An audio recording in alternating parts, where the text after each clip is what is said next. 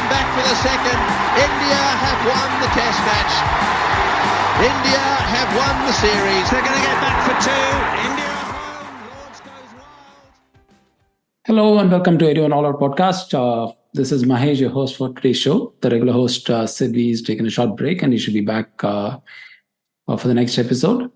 For this episode, we thought we'll extend on some of the sort of threads that came up multiple times in our discussion on selection in the last episode. You know, every time we talk about selection, particularly selection for the ODI format, one of the factors that kept coming back again and again is the change of power play rules in 2015 and how that's had an impact on the contest per se, and therefore by extension on how it has shaped the selection of ODI teams over the years. Going into another World Cup, we thought we'll warm up with this episode before diving into some of the rewind of old, like a review of old World Cup editions as we have done in the past.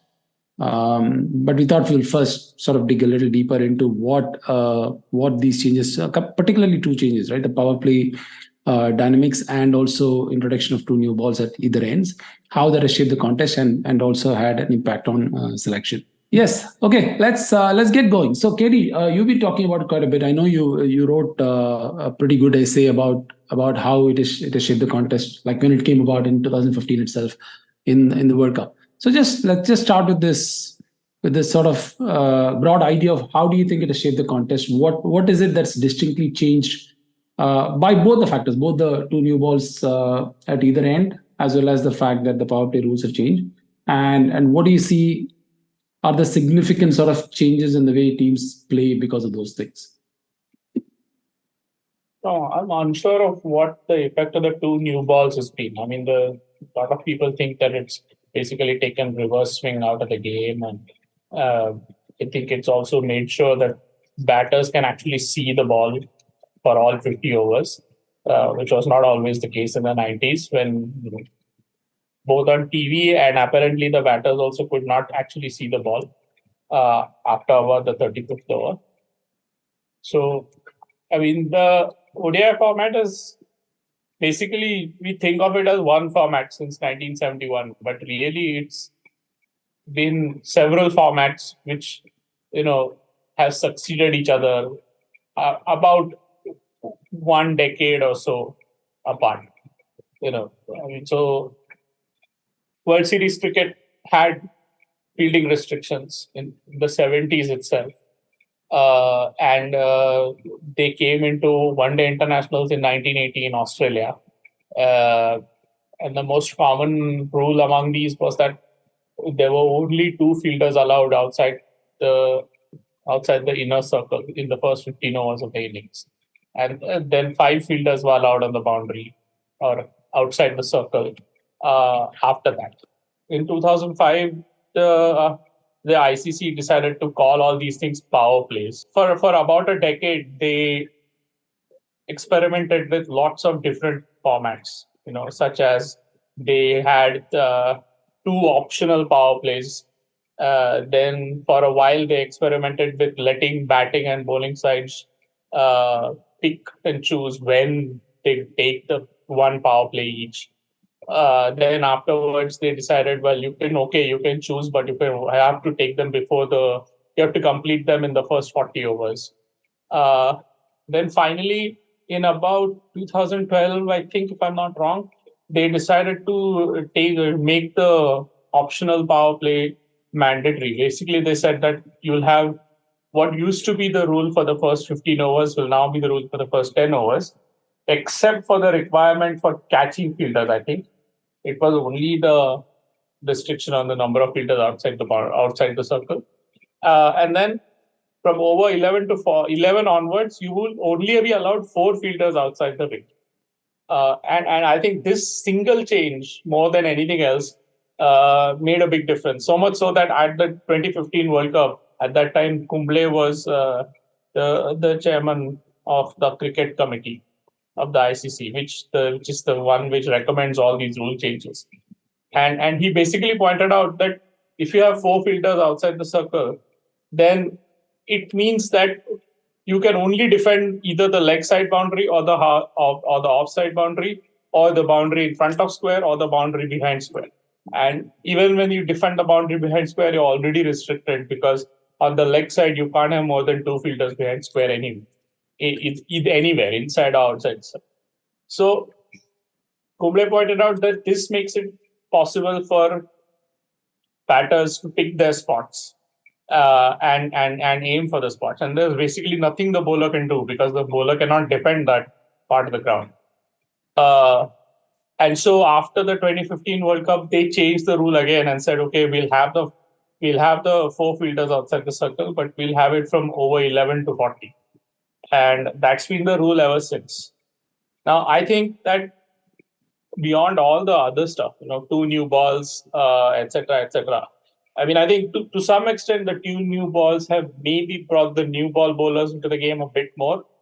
But the main difference, the main big difference that the new fielding restrictions have made in one-day cricket is that 2 types of players who were basically mainstays of one-day sides in the 90s and the 2000s and the 80s and even the 80s, basically in the heyday of one-day cricket, when all the quote-unquote memorable one-day matches happened and the Galacticos of the Titanium generation of various teams played.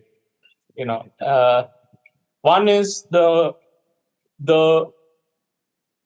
middle order accumulator who batted at number 4 and scored like about 70 runs per 100 balls, 75 runs per 100 balls.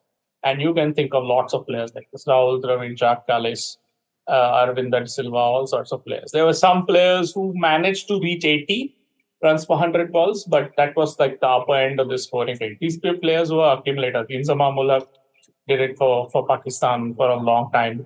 Mahela Jayawardene did it for Sri Lanka in the 2000s, etc. So that middle order. And the second, I think, is a much more significant change, which has affected a lot of selection far more, is the decline of the part-time bowler.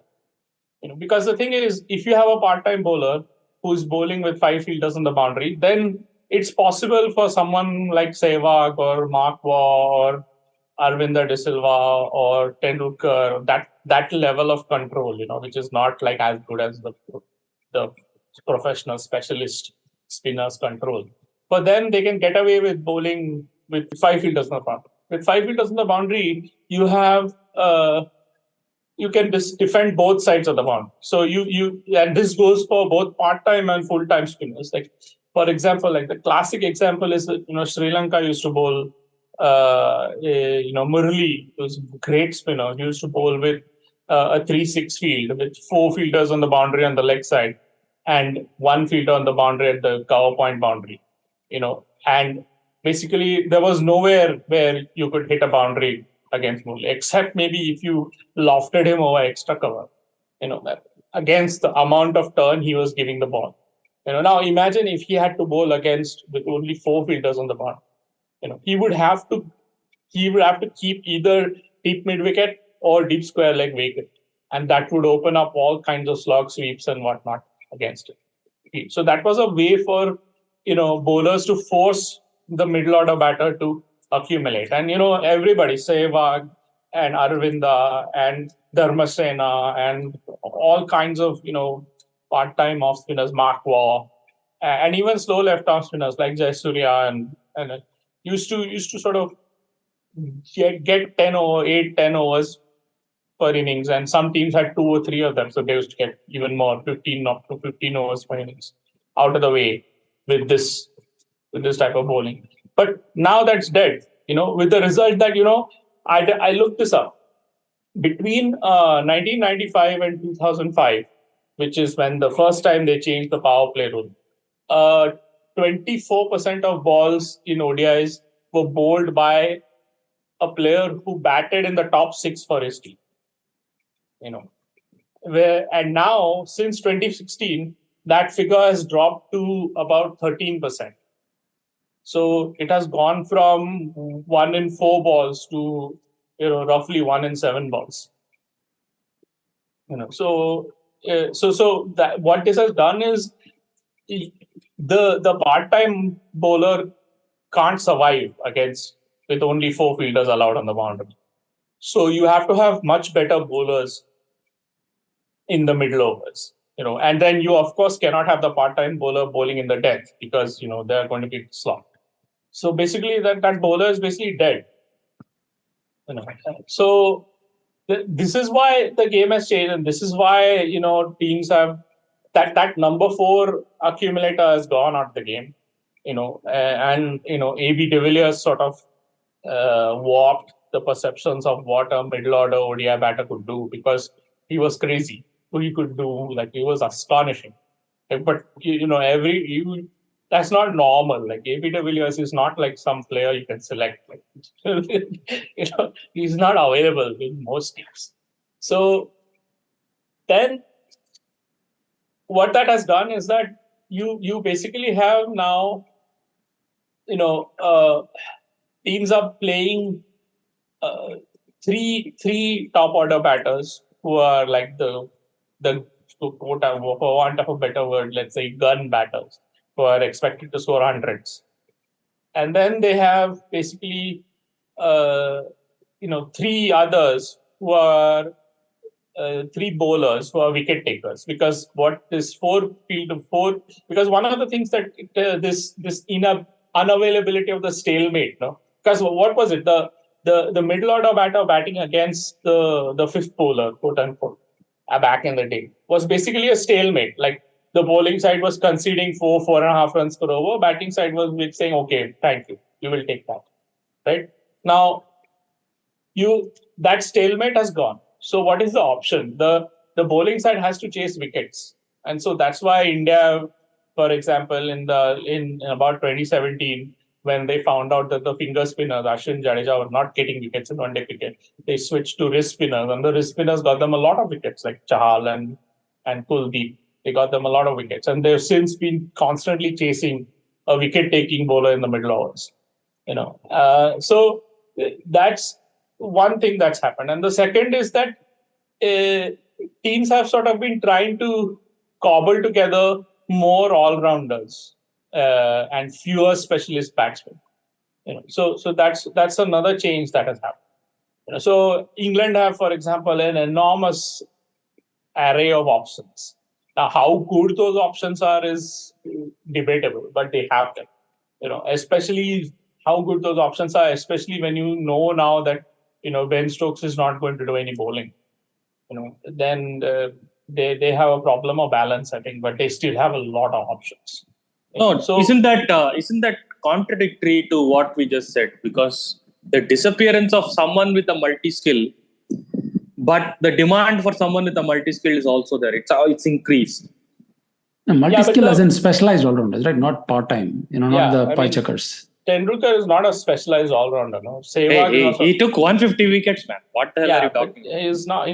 But he played 400 matches. Yeah, he had to play. He used to himself say, that whether he bowled or not depended on whether or not he had quote unquote landing permission that day, which meant that whether or not on that day his off break and his leg break was landing on a length. Some days it wasn't, and he could get hammered. No, would you say Jayasurya then, a Jayasurya type all-rounder? Yeah, I mean, India playing Jadeja, no? That's a Jayasurya-like type all-rounder India playing. No, I mean, it's not like these have happened overnight, right? They've been there for a few years now, for about 8 years now. And then different teams have taken different approaches. So I was looking at the data. Is it fair to say that some teams have kind of benefited from this or have kind of embraced these changes better than other teams, and therefore, for instance, they were able to ride on this wave? And teams like New Zealand, for instance, with coincidentally having their deepest attack ever, right, at a time when this happens. Is it fair to say that they benefited from this as compared to other teams, for instance, which lost out because they didn't have the kind of depth? I don't know. I think that teams with better bowling, deeper wicket-taking ability have always been better one-day teams than teams without deep wicket-taking ability. I mean, the West Indies of the 80s could bowl teams out in 50 overs. And Australia had Shane Warne, who could take a lot of wickets in the middle overs. So, I mean, apart from whoever was bowling the new ball for them. McGrath and somebody. Actually, when they had Lee or Bracken, that they're also good wicket-taking bowlers. So wickets have always mattered a lot in one-day cricket. One-day cricket is 50 overs is a long time. I mean, you can get bored. I mean, look, here's the thing, right? If you go really, really hard, right? If you, let's say you go hammer and tongs and you get bowled out for 260 in 33 overs, or 270 in 33, that still leaves the opposition only 271 to get in 50 overs. And most of the time they're going to get that. So that's not really a win for you. So I mean, my sense is that basically there are three types of one-day sides which have emerged in the period due to the current rule system, which has been there since 2015. One is the side which tries to pack its 11 with wicket-taking bowlers, and they're basically setting themselves up to compete in a 280 one-day match. They say, okay, we will try to bowl the opposition out pretty much every time we bowl, and so we are going to chase about 280 on average. The other is to pack the side with batting and say, okay, well, we know we are going to concede 330, but we'll also have enough batting to chase it. And there are teams which hedge. For example, India in 2016 and 17 were essentially hedging. They were playing Ashwin and Jadeja, and they gave a lot of control as finger spinners, but they didn't take any wickets. I think at one point Ashwin was averaging more wicket per match or something like that, and Jadeja was also averaging a wicket per match or something like that. So whereas Kuldeep and Chahal are averaging close to 2 wickets per match. So but then if a bowler is averaging that 1 wicket per match, then they have to give something on the hitting side. They have to have power or something like that. Like Moeen gives England a lot of power. And one of the things it has done by sort of eliminating the stalemate and by forcing everyone to take more chances, right? Forcing the bowling side to attack more and forcing the batting side to attack more, is that it has introduced a little bit of parity in proceedings. Like for instance, from 1999 to 2012, I've got 1999 to 2005. In those 6 years, the over 11 to 40 produced 129 runs on average. In 2016 to 23, over 11 to 40 produced 155 runs. So that's 25 extra runs, 26 extra runs in those on average in those middle overs. In one-day cricket, teams are much closer to sort of efficiently using their resources than they are. Teams are less conservative in one-day cricket than they are in T20, basically. So ironically, while the format has been in decline, like for instance, if you look at like the 10 traditional test playing countries, which is all of them except for Ireland and Afghanistan, which are the 2 newest countries, then in the period from 1995 to about 2010, they would play 100 ODIs in about 11 to 14 months. Whereas in the COVID era, 2020s, they've played 100, combined to play 100 ODIs in about 3 years. So they're playing far less ODI cricket. That makes this World Cup much more open, I think, because it's really not a format that teams are sort of used to playing as much as they used to be playing them. So ironically, while that has happened, the quality of one-day cricket has also sort of improved significantly. Okay. Let me just dial in on that point. You mentioned that a couple of times. Intuitively speaking, there are a couple of sort of conundrums over there, right? One is that the average runs scored per match has gone up since the change of power play rules. Yeah. One, the simple thumb rule is the lower scoring matches were offered better parity, right? Like I'm not making a case here. I'm just saying there is a simple rule of thumb that lower scoring matches offered better parity between batting and bowling, for instance. So now you're arguing that the cricketing contest between bat and ball has actually improved because of this eliminating of the stalemate.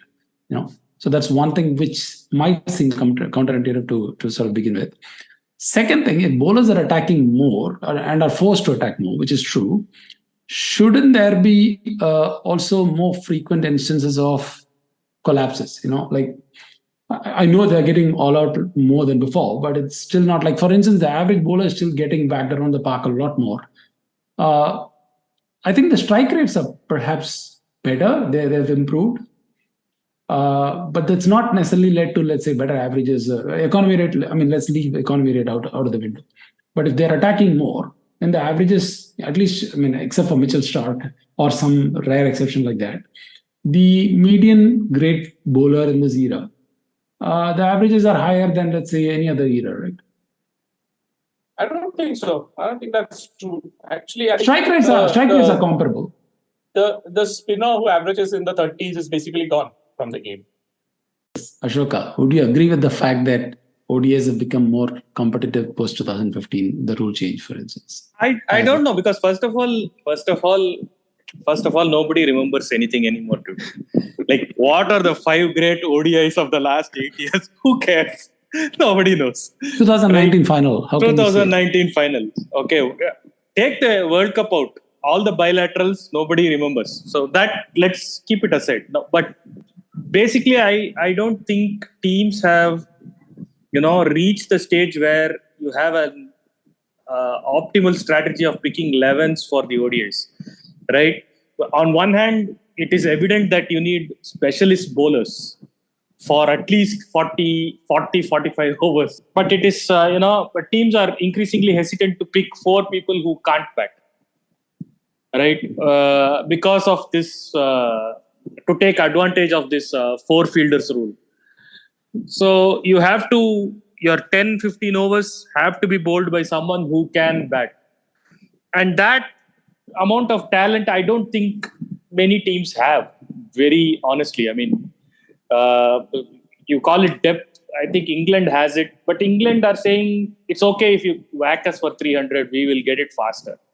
Now, Australia, in the last 6-8 months, they seem to have produced like a factory of all-rounders. That's Cameron Green, Mitchell Marsh, Stoinis. They've all been there, but now everything is coming together for them.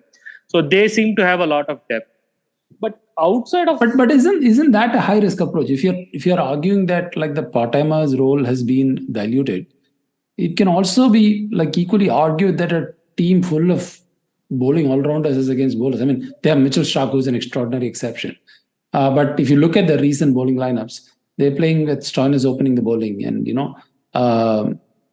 Mitchell Marsh bowling, of course, and even Maxwell. So, it's not like if you look at the Australian bowling attack in the last few months, it doesn't back the theory that teams are attacking more now, right, with the ball. It seems like, in fact, they are playing. If you look at the bowling attack, it feels like they're going for the strategy where they can bat down any target. It doesn't feel like they're willing to attack with the ball. Yes, but that's a function of conditions also, right? Because I don't think there are, with a few exceptions, I think if you play in Bangladesh, maybe the pitch is slow and there is slow turn and it's not conducive to shot making. But outside of that, maybe 1 or 2 places in Sri Lanka and India. But outside of that, where everything is like a flat surface, right? And with like even bounce, you can trust the bounce and just play your shot. So that's the case almost everywhere. So there is... So that's always been true about one-day cricket. Now, when a one-day cricket produced like played on green topspin, maybe in the 70s, but not since then. Exactly. Right. But even there, some amount of sea movement because of pitches not being that flat, you used to get it. And secondly, this 2-ball strategy is taken out. Reverse swing is what people are saying. And we have not seen much of reverse swing at all in the last 5-6 years. So it's easy for batting, and therefore it is easy for teams to see that, 300 becomes like some sort of a floor score where you have to aim for 300 plus instead of like say 270 plus. Nobody is confident of setting a 270 score and defending it anymore. It's not. Yeah, I think that's just because you're not allowed to have more than 4 fielders outside the circle for 40 out of 50 overs. That's why there are more runs being scored. That's not really a function of the bowling becoming worse. No, you are since 2016 to 23, for example, what is striking is that the big name bowlers are not playing a lot of one day cricket. But when they play, for instance, if you want to look at fast bowlers who average better than say 26, 27 in that period, you have Trent Boult who averages 24, Mitchell Starc, Jasprit Bumrah, Josh Hazelwood. Who else can I see here? Shaheen Afridi, Rashid Khan, and this is only against test opposition. This is not counting matches against Zimbabwe and all. Mohammad Siraj. You have a lot of Haris Rauf, Jofra Archer. The thing is, these are all sort of if all these teams are picking their best 11, these are the bowlers who would play, and they all take their wickets at 25, 26. So I think one of the things is that the game has generally become more competitive, and there are more teams which are better now. And one-day cricket has always had this thing where it is not a contest of control. It is not a contest where if you have 2 great players or 2 great bowlers, you can do a lot. It's always been a contest of efficiency. So there are and the format changes have always allowed teams to sort of explore ways to play more efficient. So one of the things that, for instance, the really competitive top tier teams, and India became one of those, I think, around 2007, 2008. After Dravid and Chappell got the job, that's when they started becoming really efficient one-day sides. Where they actually sort of tried to, cut away sort of inefficiencies in their 11.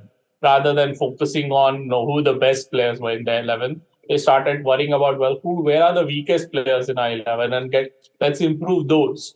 Because that's what makes you an efficient side. That's what makes Australia. Their worst player is so much better than India's worst player in 2003 or 2004 or 2002. There are far more teams which are far better now. So it's very hard for one team. What would a standout one-day side today look like?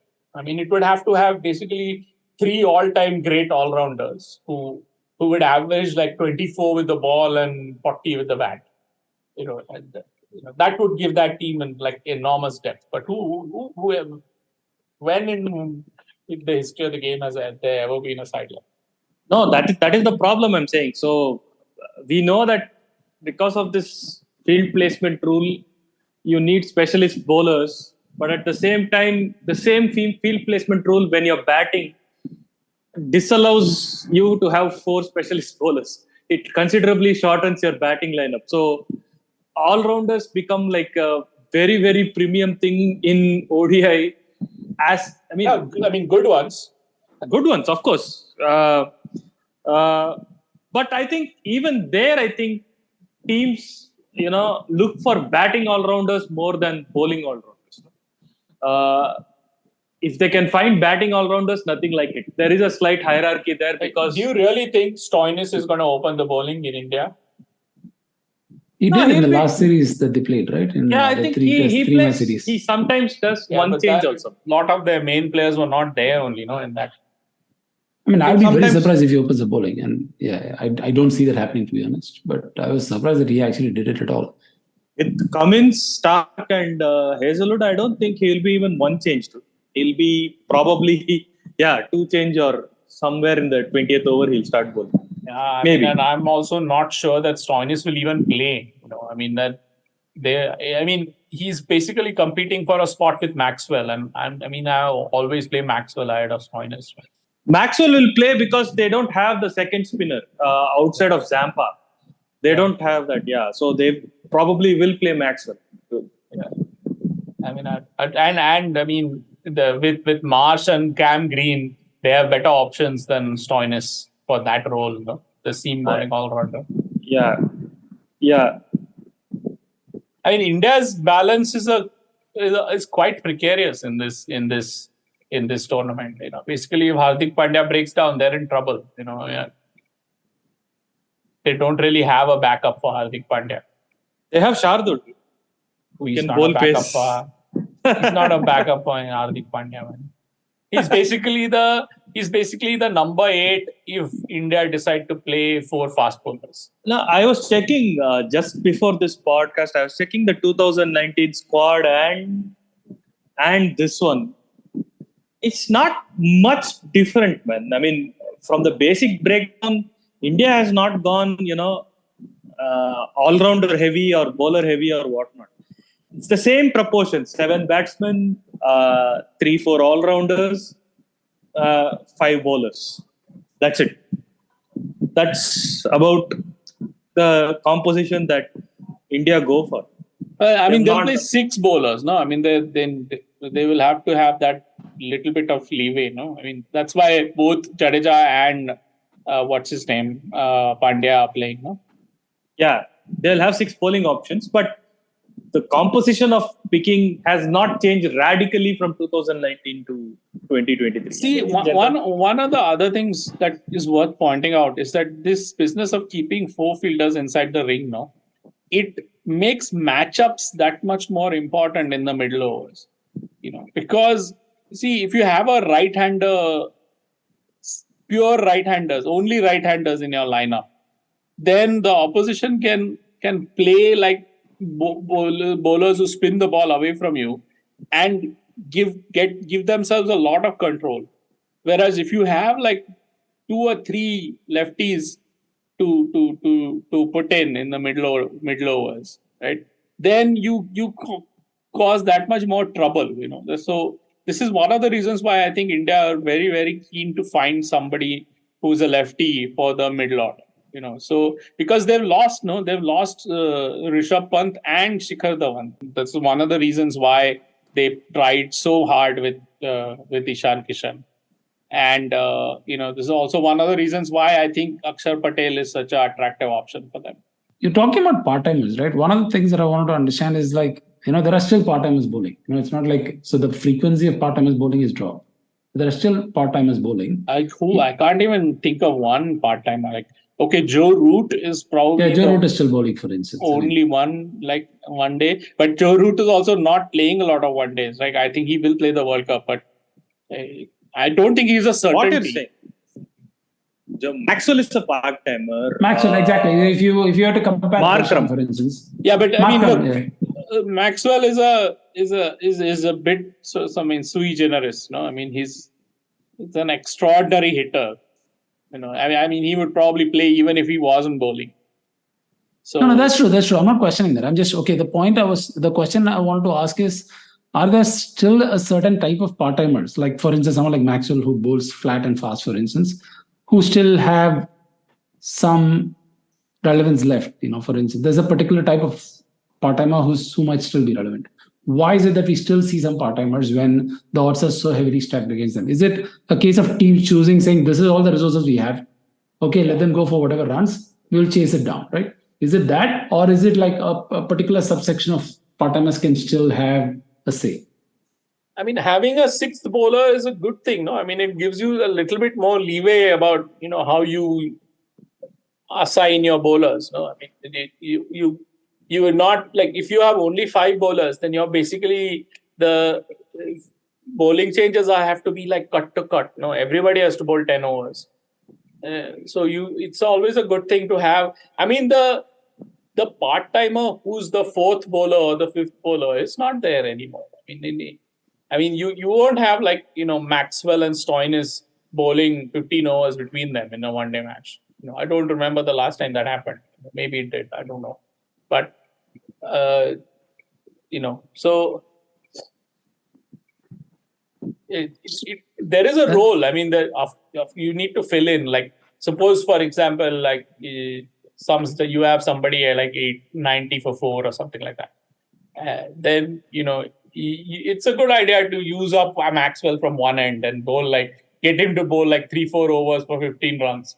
That's good, no? Yeah, you got 4 overs out of the way and you gave only 15 runs. It's a good thing. The thing is nowadays most batting lineups won't let you get away with that. Even with Maxwell, they'll take a chance. I mean, they'd rather take 30 for 1 from those 3-4 overs rather than just give 15. That just seems to be how things are going now. Also, that is also Maxwell kind of bowlers is now like the 7th option, 6th or 7th option, 6th option at worst.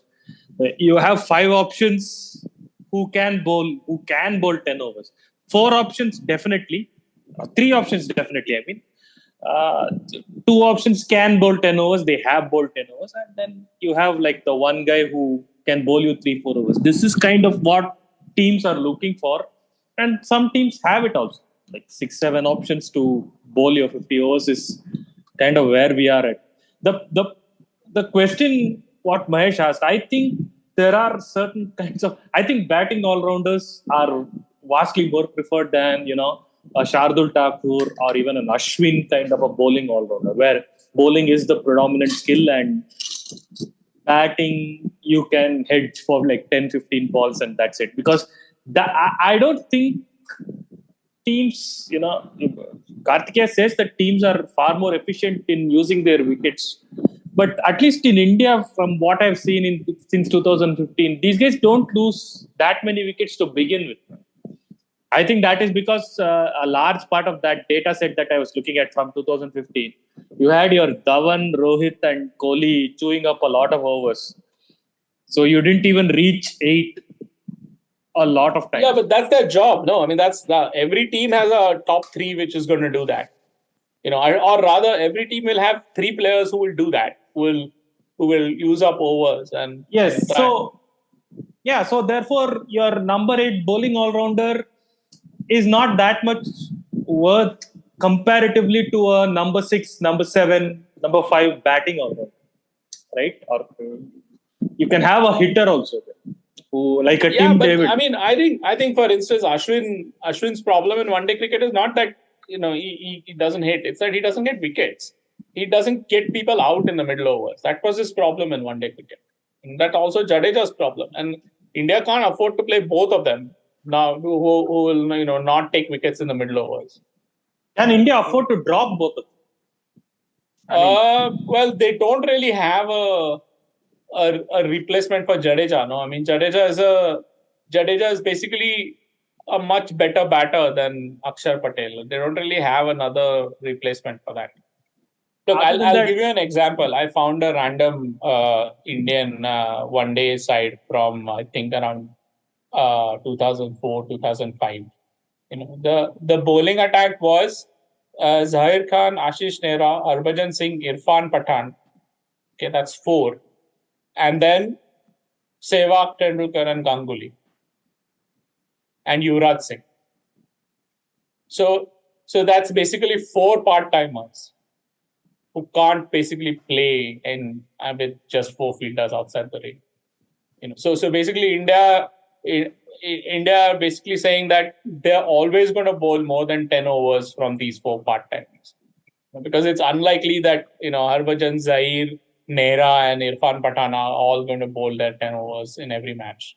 Then they're probably not. They're probably going to average about 35, 36 overs between them.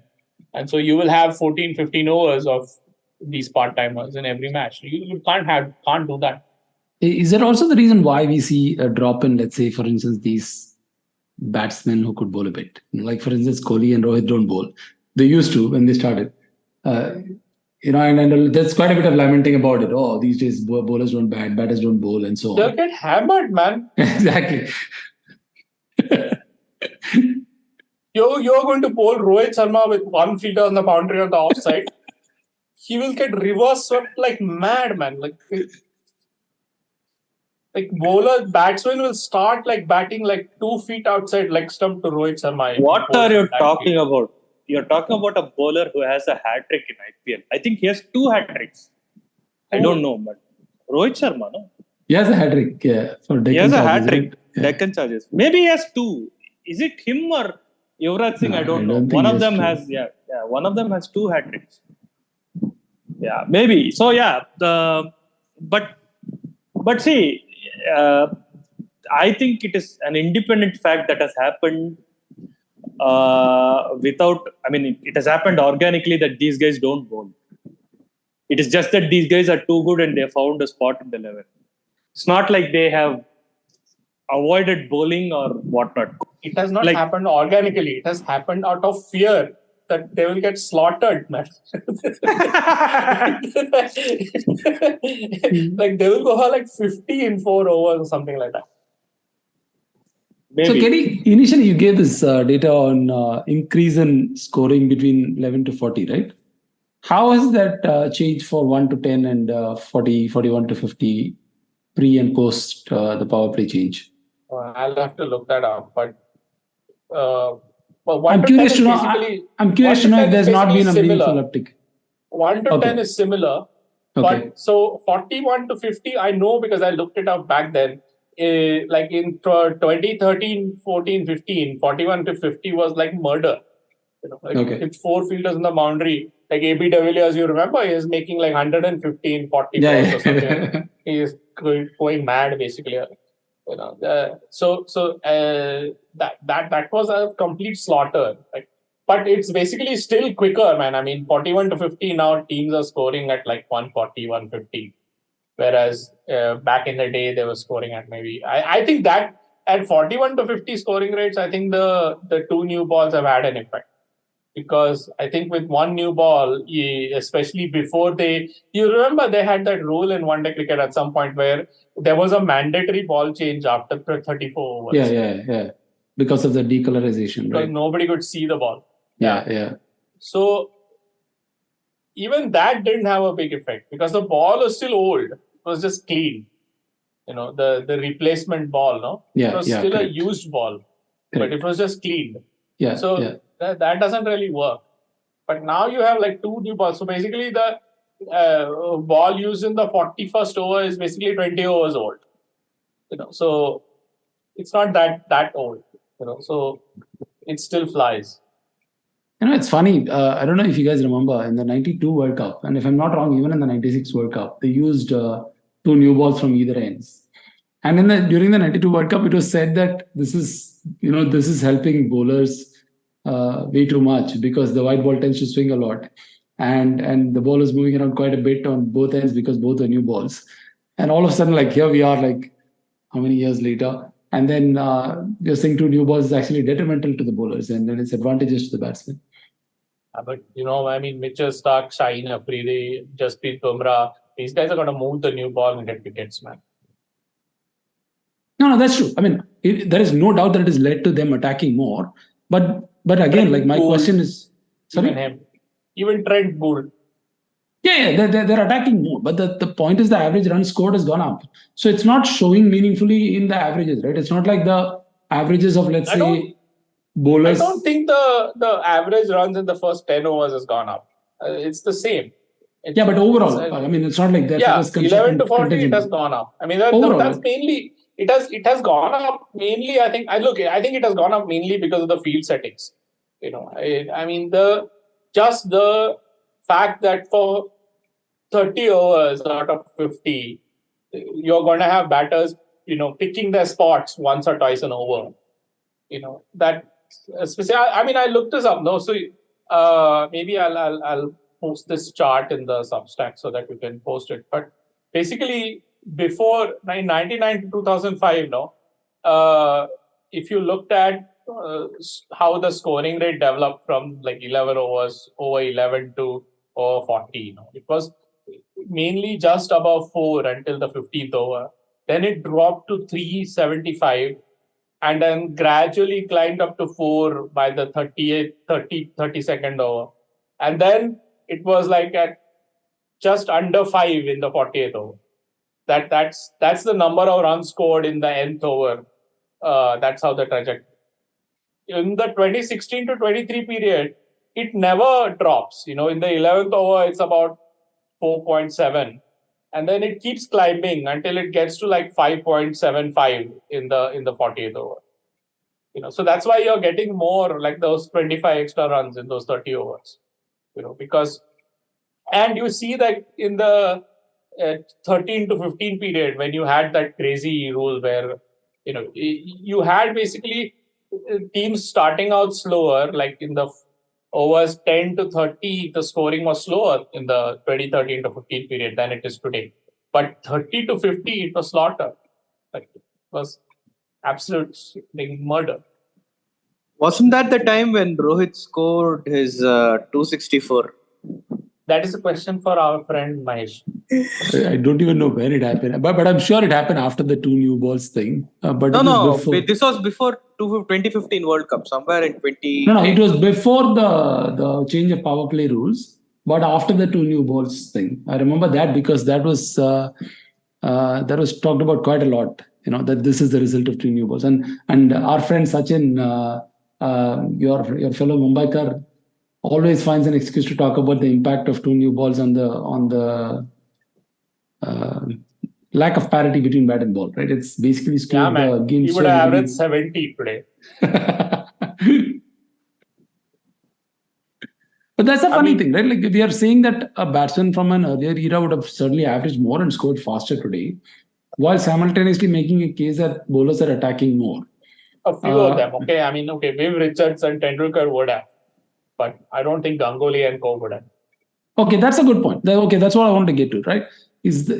So while it is true that the median batsman today scores more per match and faster per match, it's also because the median batsman today is better than before, right? So what kind of batsman from the past would probably struggle because bowlers are attacking far more, and there's really no stalemate period where you can milk the bowling before you kind of launch the attack in the slog overs? I think touch has basically gone out of the one-day game. It's a power game now. From 1 to 7, you have to have everybody, or 1 to 8, or even 1 to 9. You have to have everybody who can hit a 6. That didn't used to be the case. The teams would have maybe 2 or 3 players who could hit 6s back in the day. So there is a role for accumulators. You said that accumulators are the top 3 have to accumulate to some extent. Even Bairstow, it's not like Bairstow is not like Maxwell, no. Maxwell gets out once every 27, 28 balls in one day cricket. Bairstow is not like that. No, Bairstow gets out as often as the average opener, about roughly 46, 47 balls in one day cricket. No? So you did say that the accumulator is gone and the finger spinner, restrictive finger spinner. Yeah, but that's not the top 3 accumulator. No? The top 3 are still the top 3. The thing about one day cricket is that you want to put your best batsmen, best run scorers, and you have to want to give them the most number of balls to face. So you put them 1, 2, 3. And this has basically been the standard approach in one day cricket since the 90s. And one of the tragedies of the one day game is that West Indies used Lara in this way and then stopped. Pakistan used Inzamam in this way and then stopped. And neither should have done that, I think. Because, those guys would have run up like extraordinary records if they had persisted with one day cricket. Tendulkar did. Tendulkar had an extraordinary record as opener.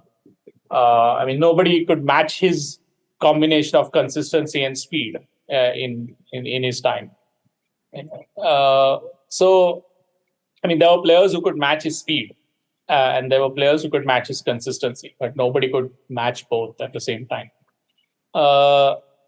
So there's always been like the number 4 is a different position. No? The number 4 is like the quote unquote anchor. I think the last like classic middle order anchor in one day cricket, ironically, was Dhoni. I think Ben Stokes tries to play that way for England when it's needed, and he does it quite well, I think. Hello, you have got it wrong. He's not an anchor. He's a finisher. He takes it deep. It looks like anchoring for you, but he takes it to the last 5 overs where he's in control and the bowler is not, and then he finishes the game. Yeah, it's not true.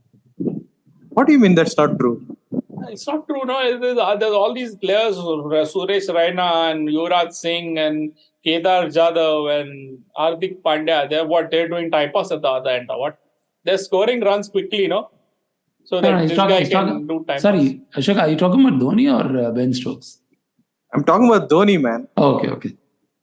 I got confused. Ashoka is always talking about Dhoni. What is that even a doubt? Like, sorry. To go back to your initial point about the three different kinds of teams, right? Is there, like, for instance, if you were to objectively pick a choice between the three, one is the sort of hedge, the Indian approach, or like the South African approach of trying to blast the opposition out with their bowling, the power of their bowling, or let's say the English approach of saying, okay, we'll chase whatever you give us. Coming into India, in a place like India with the kind of pitches that we're going to get with the shorter boundaries, is there an edge, for instance, an English kind of approach, where you can back yourself to chase pretty much any kind of score? I'm not sure. I mean, I think it's a lottery, man. I mean, basically, the teams are just too close. I mean, it's not like how good each of these approaches is depends on what raw material you have, no?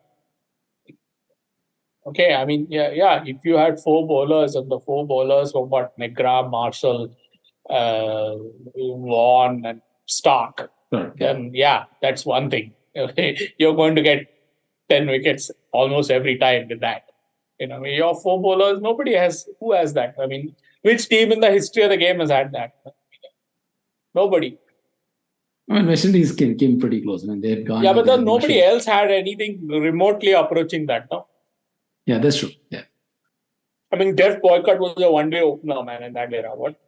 He was not a bad time pass.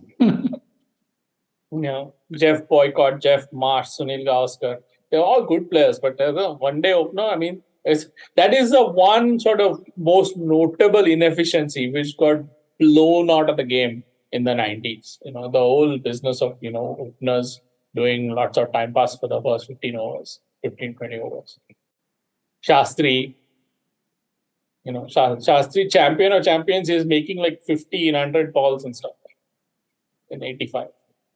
But that's interesting, right? Why do you think, for instance, it took so much time for that phase of ODI cricket to become efficient? I don't think it took so much time. I mean, it took about... because they didn't play enough. I think in terms of number of years, it's a lot. But in terms of number of matches, it's not.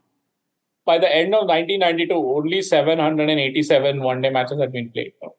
Now, nearly like 5,000 and odd have been played. 4,800. Okay. Yeah, as a percentage of matches, I think we got there pretty soon. Yeah. And also like the field restrictions and all that accelerated that process to some extent, right? Yeah. This whole front-loading concept and efficient utilization of resources and all that. But that's the one sort of interesting thing I always find is that there were sort of two different front-loading concepts in one-day cricket. One was the sort of the grid batch Srikanth front-loading concept, and the other was the Tendulkar, Jayasuriya, Lara, Inzamam front-loading concept. And it's the Tendulkar, Jayasuriya, Lara, Inzamam front-loading concept which actually worked. So get your best player in early and give him as much bowling play as possible, because if that works, then you're going to get a big score. That's the one which has gone. You look at teams are not really opening with pinch hitters. So they're opening with good players. Like even like right now, David Malan and Harry Brook opened for England in this recent ODI. And before that, it was Bairstow and what's his name?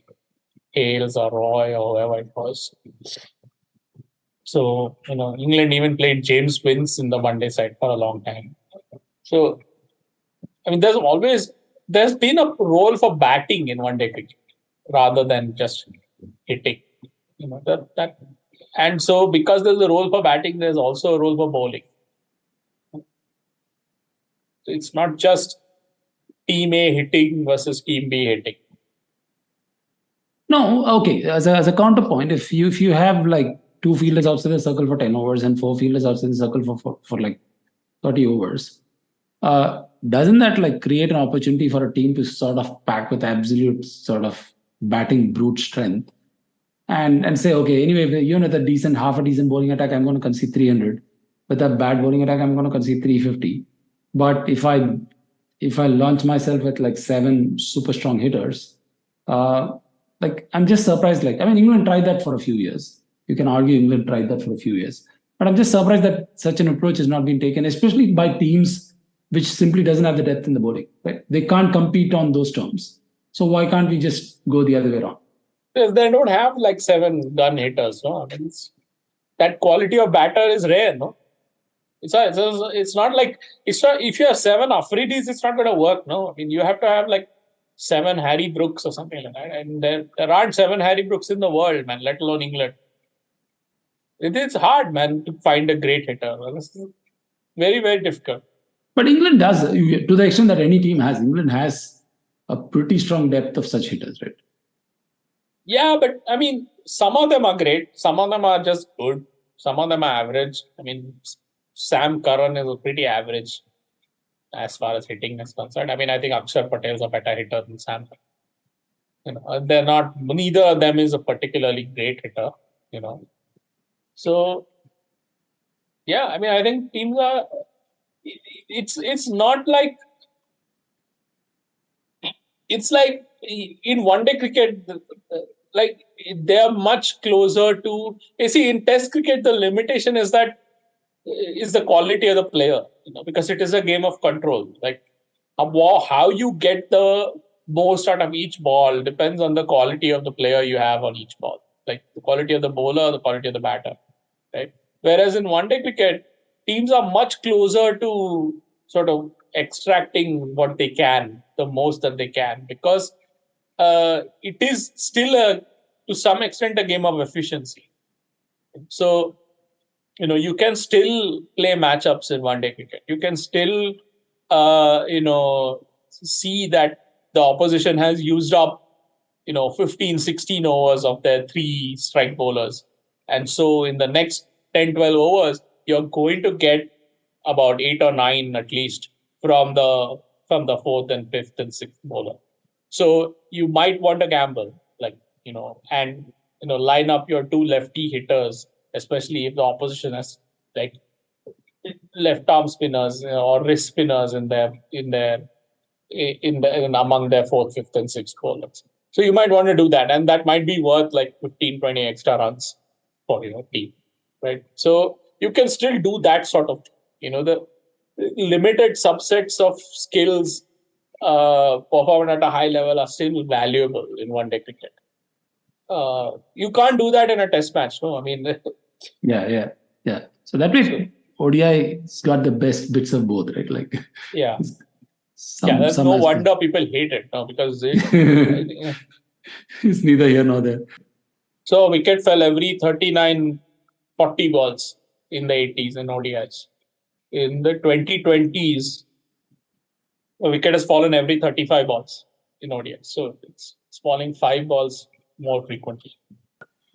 Gideon also talked about this at that time, during the 2015 World Cup itself. He talked about the fact that these new changes have, but it was not the exact same rule in 2015 World Cup, right? What was the rule during the 2015 World Cup? You had only 4 fielders until the end of the innings. Until the end of the innings. Oh, you didn't have the 5 in the last 10 overs? No, yeah. Oh, okay. Is that after the World Cup? Okay.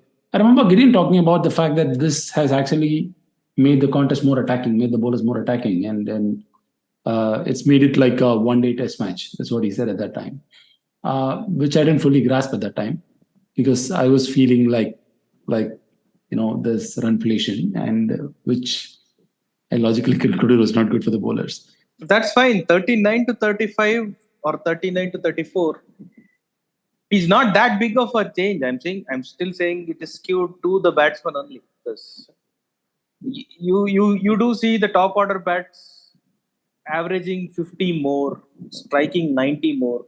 No, that's not the way to look. That's not the way to look at. That's one way to look at the balance between bat and ball.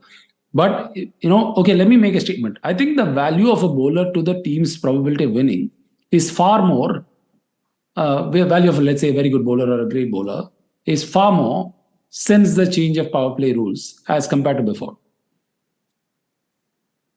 Fine, but where are those all-time great bowlers? There are only a few, right?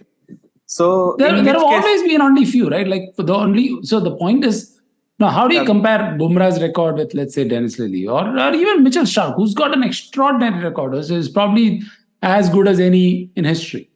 But his economy rate is still way higher than any of the great bowlers of the past, because that's simply because they play two very different formats, even though they all get categorized under the same umbrella of ODI. Right, but see, this is the point, right? Like I do agree that wickets fall more often, sure, because more risks are taken because of the rules that have been laid out. But the average score, the overall average score, just keeps going up. I mean, it doesn't matter when, and that combined with your conditions being conducive to batting, and for what it's worth, the T20 skills are also seeping in, right, into your batters. So therefore, your scores are going up, which effectively makes you want to ask, what really is the worth of one good bowler? If you have one great bowler, is it enough? Because batters are still going to attack the other 40 overs, right? You either need to have like 3-4 all-time greats, and as KD said, when has that ever happened?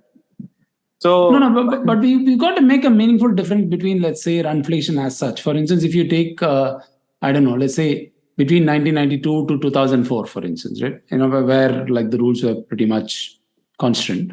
There was a runflation, right? The batsmen of the later time were scoring faster than the batsmen of the earlier time. And that has happened organically over the years in both Test cricket and ODI cricket.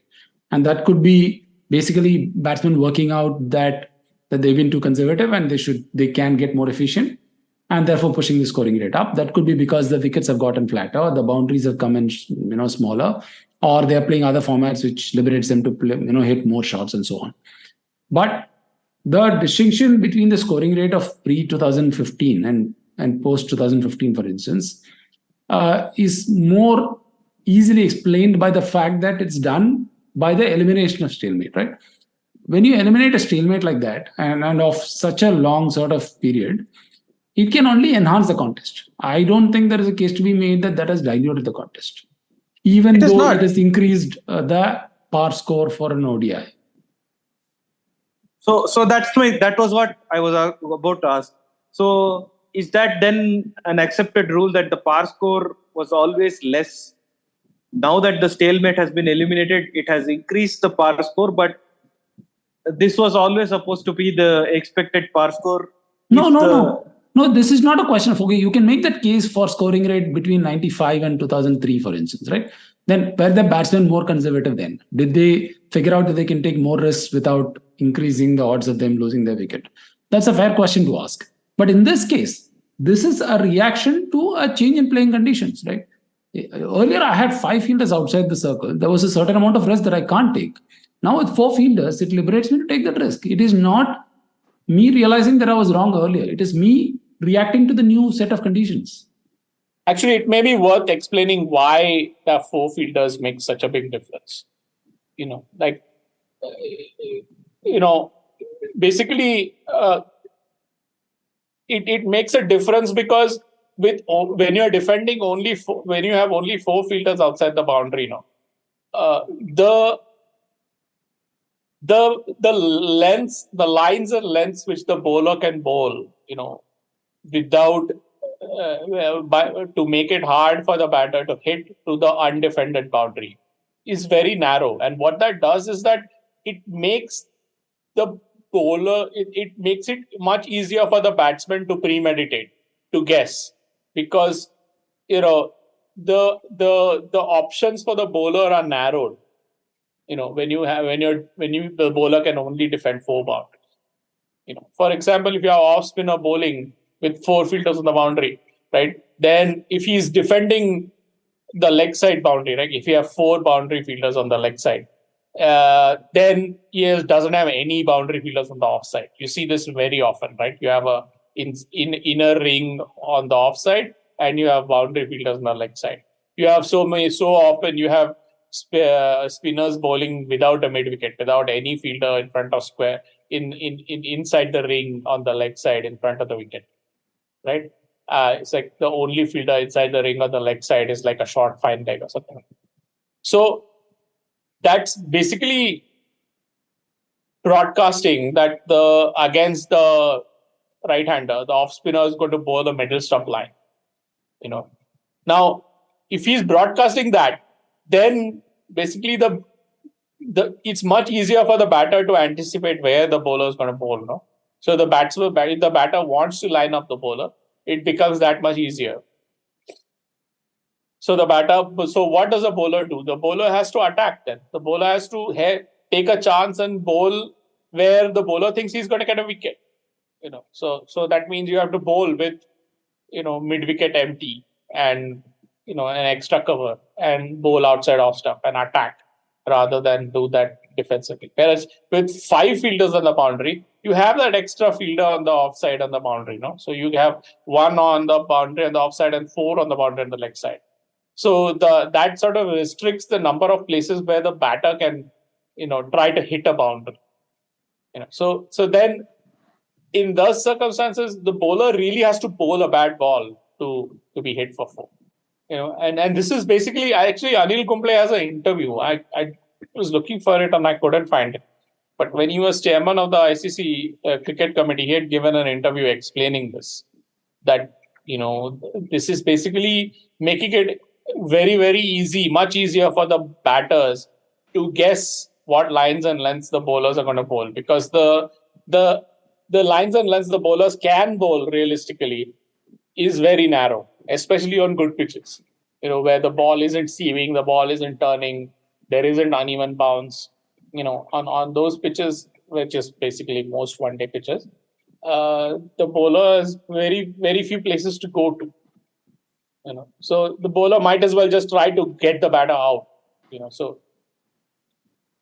Okay. So here's the question, right? Therefore, which what you just explained tells us that the bowler has to be, very, very skilled with where he lands the ball and, and his pace and all that. He has to have extreme control for him to not get hit.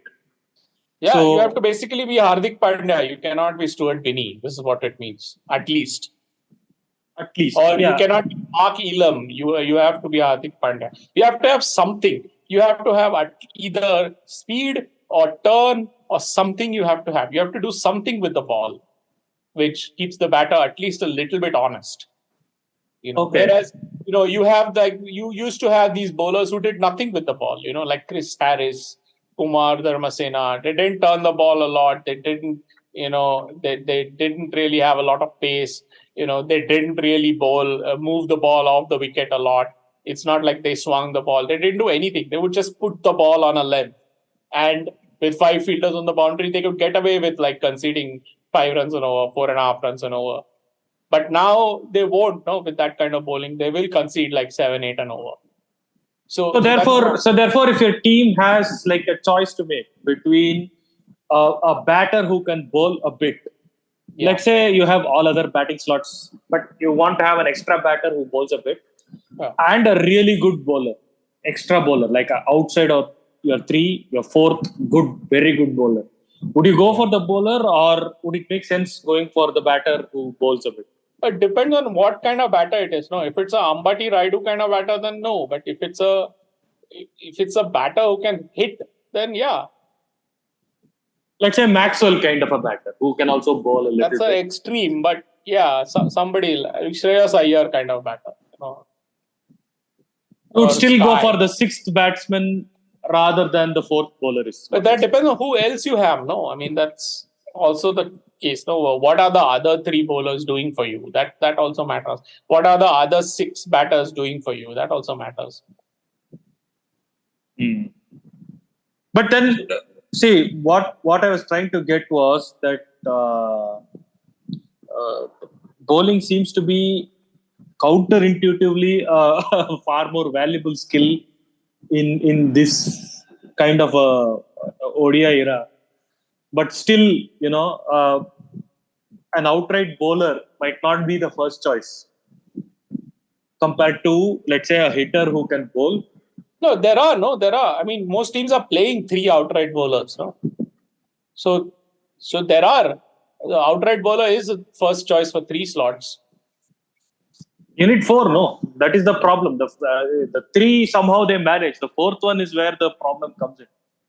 Yeah, but that's the thing. No, I mean, if you're prepared to play like a 280, if you're prepared to be a side which is playing for a 280 match or one-day match, then you play the bowler as the 4th in that 4th spot, the 4th bowling spot.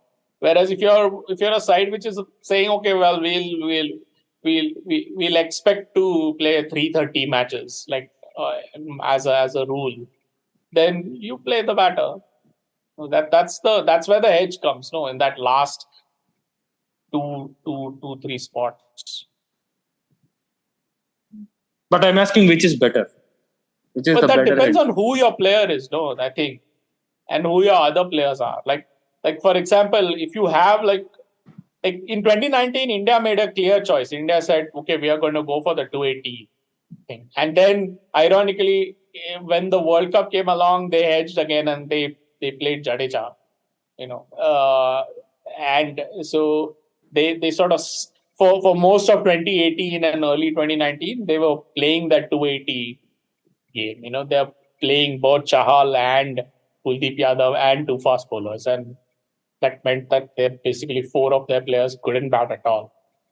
So that's what they did. But then as the World Cup approached, they hedged their bets, mainly because I think they were not convinced eventually that, 2 wrist spinners was viable in England. They felt they needed a second seam bowling all-rounder. And so therefore, you had Vijay Shankar, and therefore you had Ravindra Jadeja as a hedge because you are now playing that extra seamer. And then Vijay Shankar got injured, and then they tried to make do. And that's one of the reasons why they sort of conceded that 330 or whatever against England. No? So, yeah, that's sort of a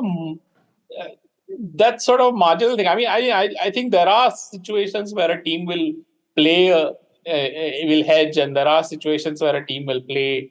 Like for example, like if you have like 3 or 4 really good fast bowlers, and you have a pitch where there's some seam movement, then you go for the 4 fast bowlers. No, when you go to try and murder the opposition. No, you bowl them out for 240 or whatever. But if you don't, that never happens. But that rarely happens. It happened, no, yesterday. South Africa, Australia. That's what. It rarely happens. No, actually, it happens quite often. I mean, one-day sides get bowled out far more frequently than they used to. So here are the figures. Like in the 80s, for instance, the team batting first in an ODI was bowled out in 100 out of 516 ODIs. Because what is that? That's just below 1/5, right? Whereas from the 2016 to 2023 period, team batting first in ODI is bowled out 356 times out of 965 ODIs. So that's about 1 in 3. So, it used to be 1 in 5 and now it's 1 in 3. Teams getting bowled out batting first in ODI. So it has become much more frequent. Okay. On that note, I think we dug a little deep into this topic, which came up in a lot of our discussions about ODI cricket and about selection. So we just thought we'll spend quite a bit of time talking about the impact of this change in ODI cricket over the years. And personally, for me, ODI cricket is also probably the format which I'm least familiar with these days because I don't watch enough of it. And like going by consensus of people who've come on this podcast, I don't think many people watch it religiously these days. So going into the World Cup, it's a good sort of warm-up. It serves as a good warm-up for me to kind of be clued in on what am I watching when I'm watching ODI cricket. So personally, I wanted to do this. I hope you found it useful. There's more World Cup programming coming up. We'll probably do some rewind episodes looking at the past World Cup editions that we've done in the past. We'll continue that of the editions that we've missed out in the past. Usual reminder, we're also in the book publishing space. We republished three old classics, the latest one being Gideon Higgs' Summer Game. Before that, we did Mike Covert's Cricket Beyond the Bazaar. But most importantly, this is the World Cup season. So I'm going to flag the first book that we republished, which is War Minus the Shooting by Mike Marquesi, which is a travelogue about the 1996 World Cup. It's personally my favorite World Cup. And it's an absolute classic of all cricket books, and particularly as a World Cup book. I don't think there's any book which tops it. If you've not read it, please go back and check it out. It's available on Amazon to buy, as well as if you've subscribed to the whatever is the library equivalent of Amazon, you can also read it for free using the membership as well. And you can buy it in India from Amazon as well as other bookstores. Outside of India, you can only buy it from Amazon. All right. Look forward to catching up with you on another World Cup episode soon. Thanks for joining us. India have won the series. They're going to get back for two. India